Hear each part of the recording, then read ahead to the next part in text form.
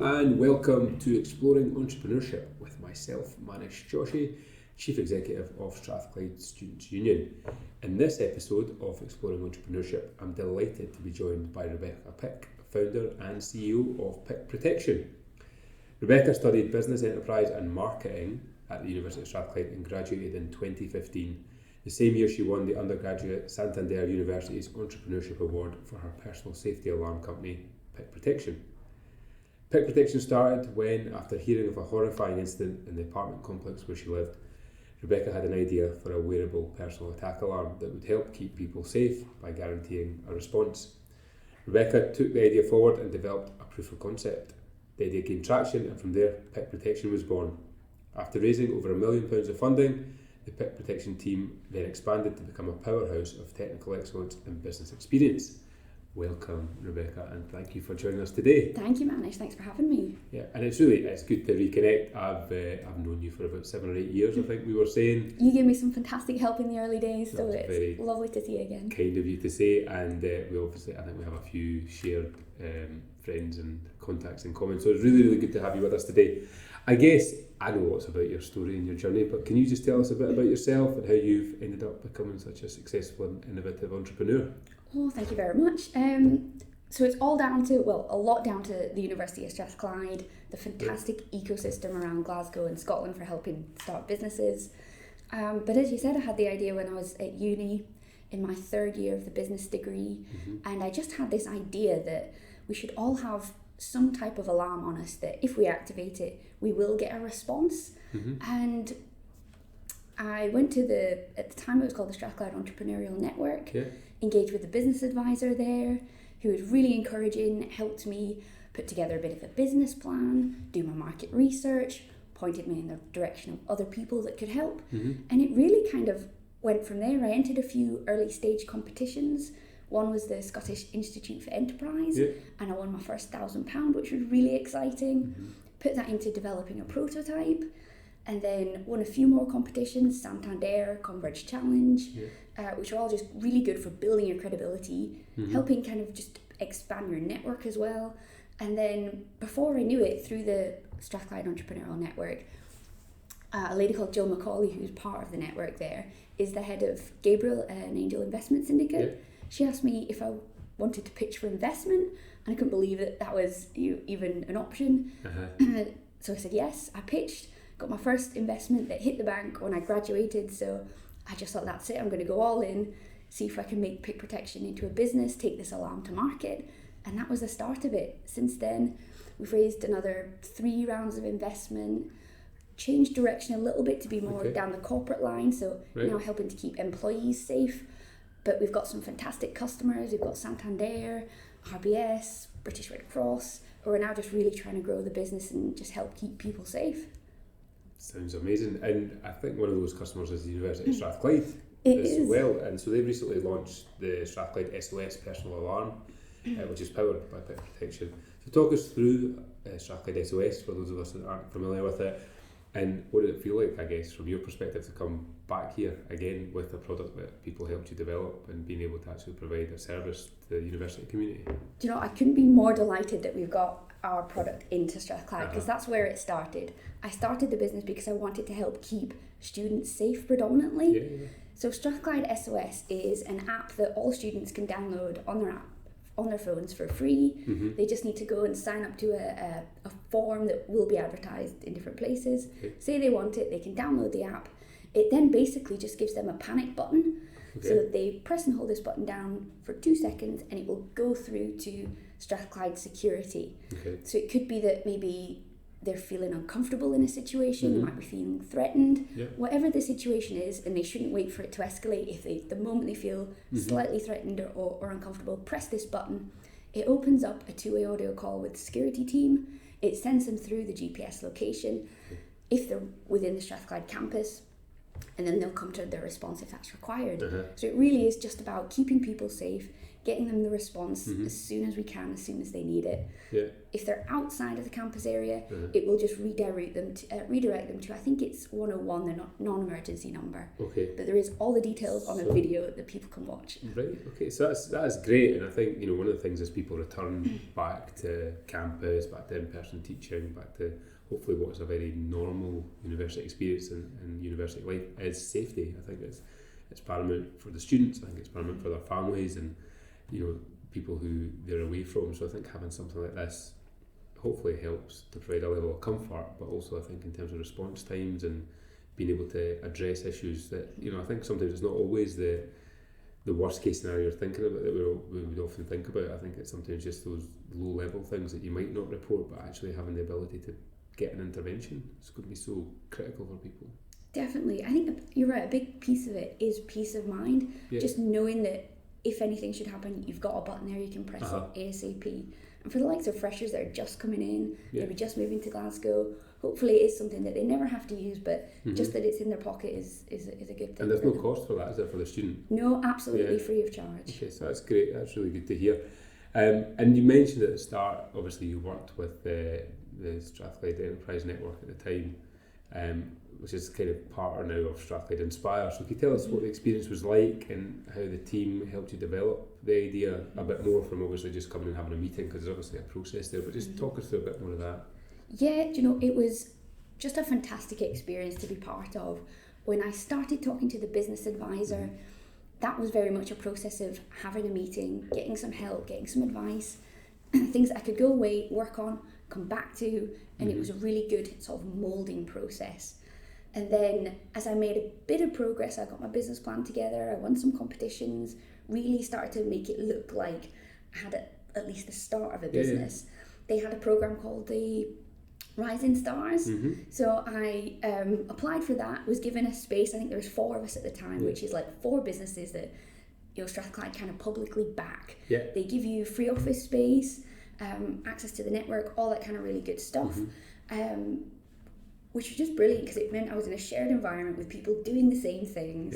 We created a really good environment, like everyone became friends, we'd all go to the pub on a Friday and you'd have great conversations, you know, have you heard of this competition, have you spoke to this person? So it was all just really good and just kind of helped push you along. Kind of peer support, I guess, because I guess one of the things, having talked to quite a few entrepreneurs and students who've spun businesses out from university, is it can be quite lonely, I think, at times when your peers and your family and your friends don't always understand what you're doing and the risks that you're taking, and because you're following maybe what is perceived to be a non-traditional track, you know, and so was it helpful to have a cohort of people, and do you still keep in touch with them, or are they still like friends of yours? Do you know, I was playing badminton with Vicky Hamilton, who I shared an office with in the hub yesterday. On a podcast before, and has a great product. And even just talking to Vicky yesterday, we're just going through exactly the same thing at the exact same stage. We're both 8 years on now, so it's brilliant. It's given me friends for life, as well as that kind of push just to keep going. That similar people, like-mindedness. It just really helps to be in the same room. Okay, and are you able to share some of those challenges that you're having 8 years on? Because I guess, you know, sometimes from the outside looking in, it's like, oh, there's Rebecca, she's taken a company, raised millions of pounds, successfully spun out from the university, has got staff, is, you know, all over the country, speaks at high level events, but like, so what are some of the challenges actually? What are some of the harder things of the role? Oh, do you know, I think one of the things is that the role changes so much from where it started. At the start, you're kind of responsible for everything, so you kind of get to do a bit of everything, and you see things moving really fast, and then as it goes forward, you kind of have to, you know, other people come in, which is great, but the role very much changes. And I think one of the challenges throughout has been hiring and trying to get the right people in, which we've massively struggled with. I mean, my hands up, I'm a terrible judge of character, so I've made some terrible mistakes, which of course wastes investors' money, it wastes your time in training that person up. Not great for that person either, because they're not enjoying it too. So I think that's probably been the hardest. And right now we're looking for a marketing manager, somebody with ideally a few years of marketing experience. This is shamelessly asking if anybody knows of anybody that would like to come and join, but we're just really struggling to fill that void right now. And I think even going forward, that probably will still be the biggest challenge. Yeah, and as the business, I know you've kind of got staff up here, but you're based down in York. Yeah. But are you kind of hybrid now, fully hybrid? Like people could work from anywhere? If they Yeah, want to absolutely. work for you, We've just taken on a head of customer success. He lives in Worcester. Okay. So I've only ever met him once, but talk to him every day. And we are pretty much fully remote. We keep the office here, but it's actually working really, really well for us. Good. And you were kind of already there before the pandemic, weren't you? And that kind of remote working and having a decentralised team. Yeah. So how did you find the pandemic as a business? And I guess even from your own personal point of view, try to manage that process and your own mental health and well-being during that time? I mean, I won't lie, it was a very stressful time because for us, one of our biggest target markets was public sector, so local authorities, housing associations. They were massively affected by the pandemic, like disproportionately affected. And so they just didn't have the budget to be putting new systems in. They didn't have the operational capacity to be putting different systems in. If they were getting rid of an old one, they just kept renewing. So all of our sales pipeline just got pushed down, and it was really, really scary. But luckily, we did see the sort of private sector changed the way they work. So we did get some kind of urgent. We're now doing skeleton shift patterns. We're doing night shifts. We need something, so we start to see it coming in from a different way. And actually now the private sector is starting to really come into its own for us. We're seeing some really big companies. They have to do something. It's opened up not a new avenue because it was there before, but it's really pushed us to really focus on it. And as a business, I think we're growing in a better direction because of it. Okay. So overall, pandemic was a good thing. And how much not a good thing, but for the business. No, but I think you managed to see the opportunities as a business through that, and I think that's always the key to being able to be agile and to pivot. Yeah, it pushed us. Push you in certain directions.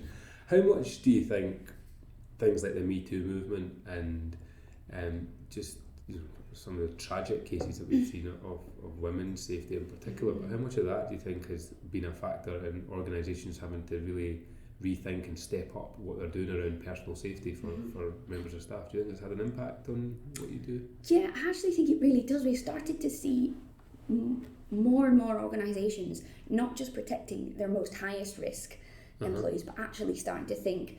I mean, if we look at Sabina Neza, she was a teacher, Sarah Everard, marketing executive, so they're all employees. Yeah. And actually, if their organisations had something in place, who would know? But I think that definitely has hit home that organisations should do something for everybody. Yeah. Everybody's at risk, and now we're starting to promote kind of more widespread protection, which is only a good thing, and it's more peace of mind for more people. Yeah, no, I can totally see that, and I think, as a father of daughters in particular, I think that personal safety piece, even as you're starting to let them do more stuff and have more freedom, you still want to make sure that they've got an opportunity to be able to use technology wisely and to use it well and to support them in their own safety. So no, I think that's great. So 8 years in, what motivates you to keep going? What motivates you and your team to keep innovating and pursuing new challenges?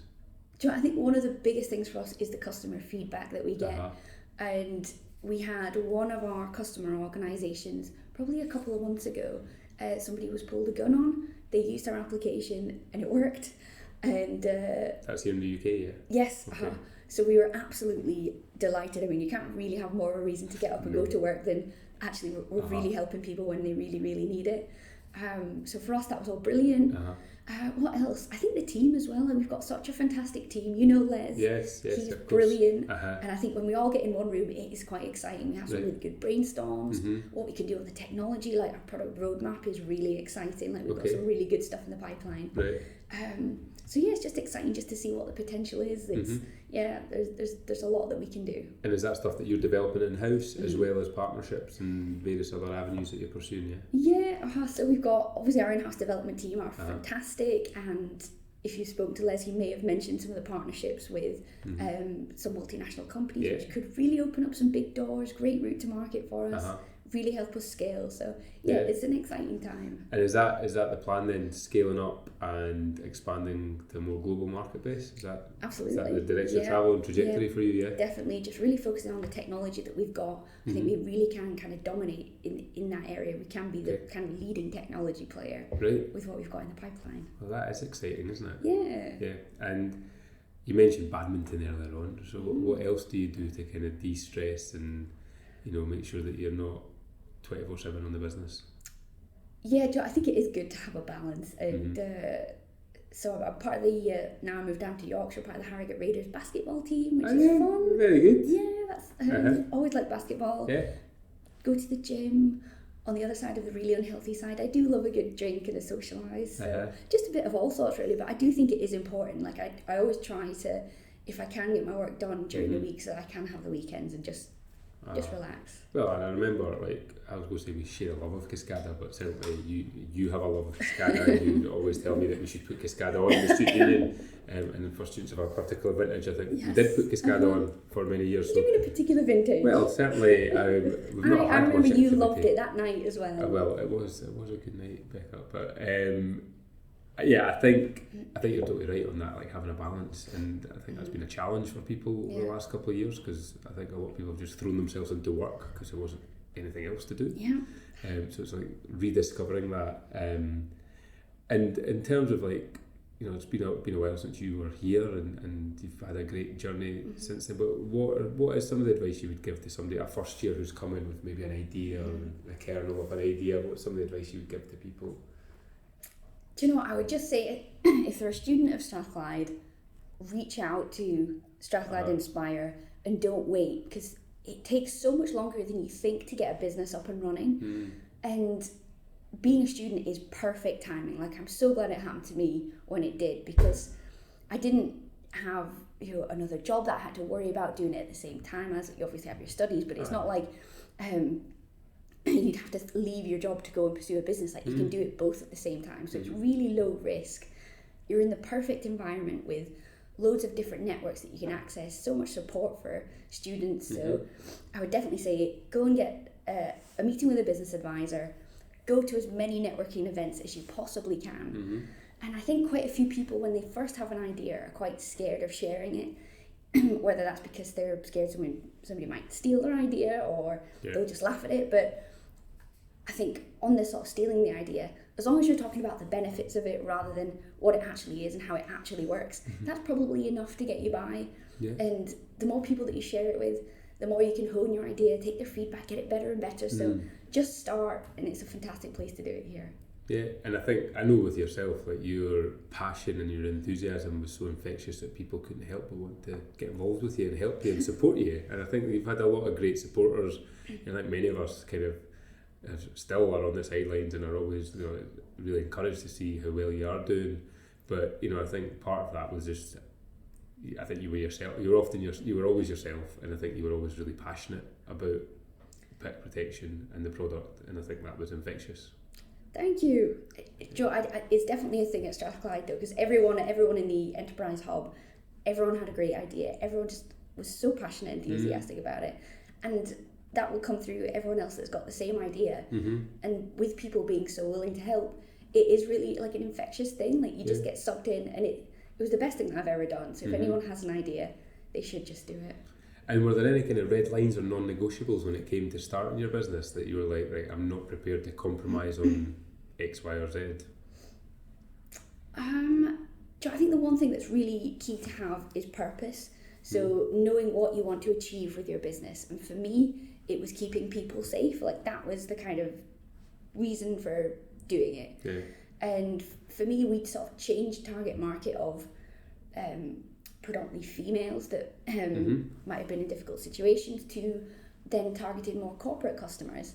And even that was a total different change in, you know, person that we're targeting. The kind of mission, vision, values was still exactly the same. So I think the one non-negotiable is that you've got to have a purpose and really stick to it, and just really, like, that's what you're going for. Don't change it. That's two good bits of advice from you today are, you know, figure out your why, have your purpose, and don't wait. You know, just kind of crack on. So really appreciate that. And I guess finally, back in Glasgow, you've been away for a while. Anything you see different about the city, or anything that you're kind of picking up in the kind of wider enterprise innovation space that you're excited about in terms of Glasgow at the moment? I have to say the new union looks fantastic. Oh, thank you very much. Massive step up from the last one, and it looks lovely. Anything else? I haven't really engaged since I've only been here the last couple of days with the kind of wider network, but it's just nice to get the feeling that things are picking up again from COVID. People are going back to normal, so I'm sure there'll be some good stuff happening. Well, it's been great to have you on today, and there are some real nuggets I think in here of things to do, and also I'm sure if people want to find out more about you, they can go onto your website and probably contact you on some kind of social media platform. I'm sure you're on one or two of them.